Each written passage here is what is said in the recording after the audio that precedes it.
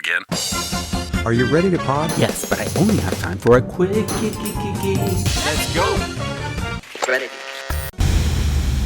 The ego. That's right, the ego. We're going to go a little bit spiritual here today. Ego is the part of your personality that identifies with self. It's the part of your brain that says, I am this. It's that strict, rigid belief system or ego that will always keep you stuck. What's important to understand is that your ego is what's going to make you see something on this site or see an information or see a new tip or advice or a new point of view and immediately react negatively to it. The ego is not worth defending. And we all spend a lot of our time defending this thing that says, well, you know, I am what I do have and I have to get more things. And if I don't have as much as they do, then they're going to, and we go through our lives doing all of this stuff. And what it does is it brings us to a point where we no longer have something, or our reputation is gone or taken away from us, or somebody steals it. We lose our identity. Why do we have it though? Why do we have it? We have it because it works. It works at getting ourselves believing that we're better than other people. So how do you know you have an ego, and how big is your ego? Here are 20 signs that you have an ego. 1. You refuse others' advice. 2. You act as if others are beneath you. 3. You tell people that they are beneath you. 4. You think you are untouchable. 5. You never see yourself as the problem. 6. You never think that others are out to get you. 7. Attention. You always want to be the center of attention. 8. You refuse to apologize. 9. You see yourself as the victim. 10. Selfishness. 11. Can't handle criticism. 12. You need to be in control. 13. Craving respect and recognition. 14. Always being defensive. 15. Setting unattainable goals. 16. You laugh at others' misfortunes. 17. You are never satisfied with what you have. 18.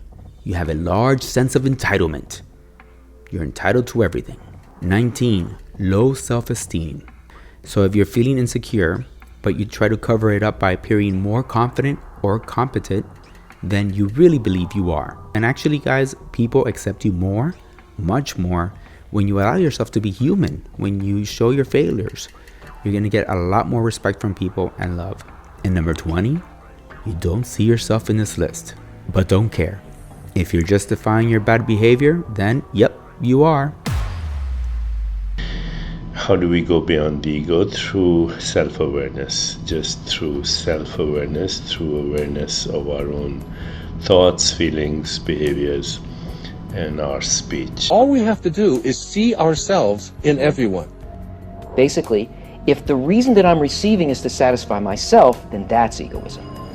If my reason for receiving is to fulfill another, then it becomes giving to that person and ultimately to the upper force, to the Creator. But we can never do that naturally. It's something that can only be achieved above our nature and not by destroying or suppressing it.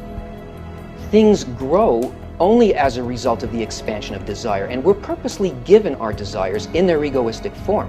It's our only tool.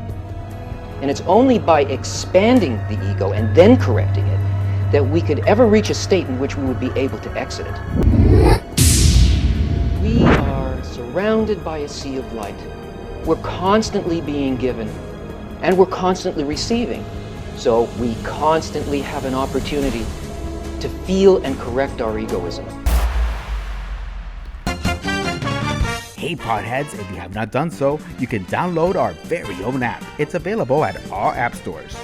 And there's no excuse for missing out on the pod, because the pod is available wherever you can listen to a podcast. And here we go, at a count of 3, everyone, let's sign off. 1, 2, 3, say it with me. Don't fall off the pod. It's kind of corny, isn't it? I don't know. Ready.